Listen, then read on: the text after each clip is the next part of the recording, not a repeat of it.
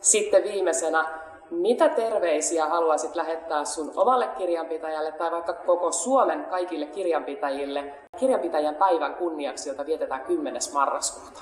Haluaisin sinulle, kuten kaikille muillekin kirjanpitäjille, sanoa lämpimät sydämelliset kiitokset siitä, että oot ymmärtäväinen, kärsivällinen, joustava ja samalla tuot mun elämään yrittäjänä sitä järjestelmällisyyttä, struktuuria, organisoitumista, joka sitten mahdollistaa sen, että kaikki toimii, sujuu ja on niin kuin oikeasti ajallaan.